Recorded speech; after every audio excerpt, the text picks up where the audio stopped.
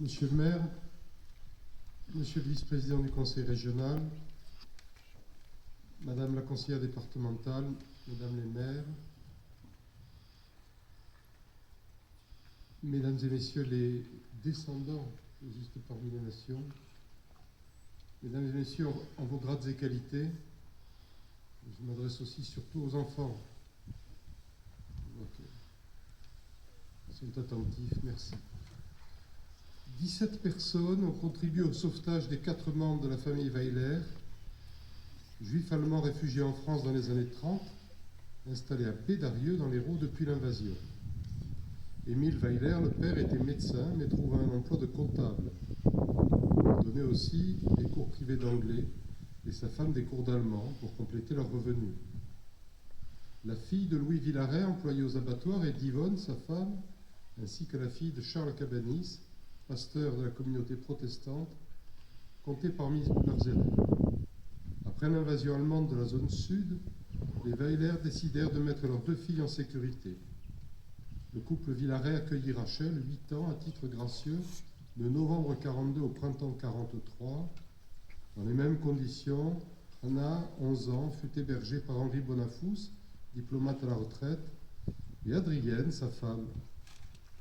Après une tentative avortée de faire passer leur fille en Suisse, les Weiler contactèrent l'OSE, organisation de secours aux enfants, qui réussit à les placer au couvent des Dominicaines à Monteils dans l'Aveyron, dont les religieuses, dans la mouvance de l'archevêque de Toulouse, Monseigneur Saliège, hébergeaient déjà une dizaine d'autres enfants juifs.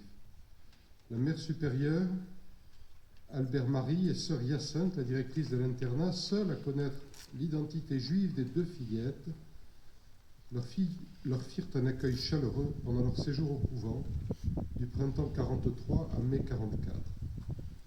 En janvier de la même année, une employée de la mairie de Bédarieux, Yvonne Dougala, prévint le couple Weiler que la police avait demandé à consulter leur dossier.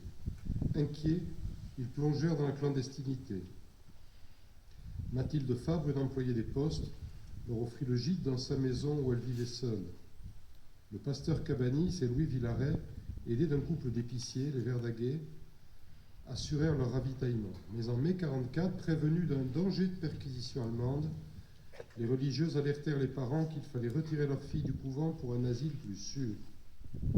Dans l'impossibilité de se déplacer, les Weiler firent intervenir encore une fois Charles Cabanis, qui s'occupa de les transférer à Toulouse, chez le pasteur Piat, et ensuite dans une ferme isolée du village de Carlat.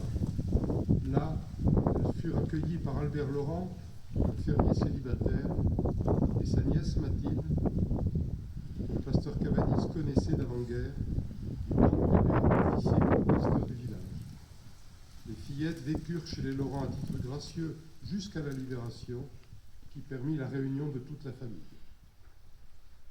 Le 30 octobre 2001, Yad Vashem, l'Institut pour la mémoire de la Shoah, a décerné à Louis et Yvonne Villaret, Henri et Adrienne Bonafous, Charles Cabanis, aux sœurs Albert-Marie et Hyacinthe, à Mathilde Fabre, Albert Laurent et sa nièce Mathilde Laurent, le titre de Juste parmi les nations.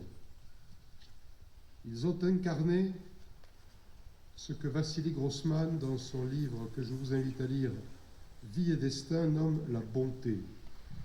Je cite: cette bonté privée de l'individu à l'égard d'un autre individu est une bonté sans témoin, une petite bonté sans idéologie.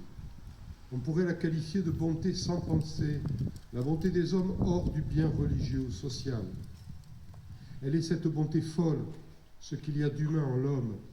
Elle est ce qui définit l'homme. Elle est le point le plus haut qui est à ce qu'atteint l'esprit humain. Il a fallu du temps pour que la mémoire laisse place à l'histoire, pour que soient recoupés les récits et les preuves, retrouver les acteurs, honorer les justes.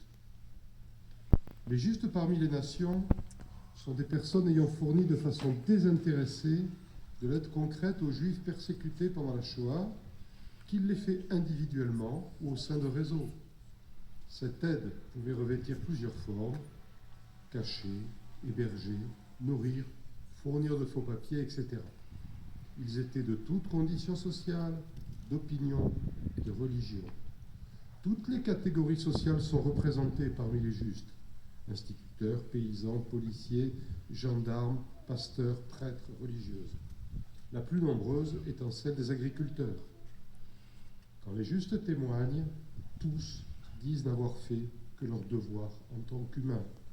Par une loi du 19 août 1953, le jeune État d'Israël crée à Jérusalem l'Institut commémoratif des martyrs et héros de la Shoah, Yad Vashem, un nom tiré du chapitre 5 du prophète Isaïe, et je leur donnerai dans ma maison et dans mes murs un mémorial, Yad, et un nom, Shem, qui ne seront pas effacés. En reconnaissance pour ces personnes non juives qui, au péril de leur vie, ont aidé des juifs persécutés par l'occupant nazi et ses collaborateurs, l'État d'Israël crée sa plus haute distinction civile, juste parmi les nations. Depuis 1963, une commission présidée par un juge de la Cour suprême est chargée d'attribuer ce titre. En janvier 2007, dans la crypte du Panthéon, le président Jacques Chirac et Simone Veil inauguraient une inscription rendant un hommage vibrant aux justes parmi les nations de France. Le texte se termine ainsi: « Bravant les risques encourus, ils ont incarné l'honneur de la France, les valeurs de justice, de tolérance et d'humanité. » Il y a actuellement un peu plus de 4200 personnes reconnues justes parmi les nations en France, dont 580 dans l'Occitanie, alors que peut-être que beaucoup plus mériteraient d'avoir été nommés. Il faut remercier Mme Carole Delga, présidente du Conseil régional d'Occitanie, d'avoir pris, en partenariat avec le Comité français pour Yad Vashem, l'initiative de créer ces plaques commémoratives dans chaque commune de Juste. Là où nous, Comité français pour Yad Vashem, proposons aussi de renforcer le réseau des villes et villages des Justes de France. Quiconque sauve une vie, sauve l'univers tout entier, dit le Talmud. C'est une phrase qui est gravée au dos de la médaille des Justes parmi les nations. Puisse l'esprit de bonté et de justice être partagé par tous. Et je vous remercie de votre attention.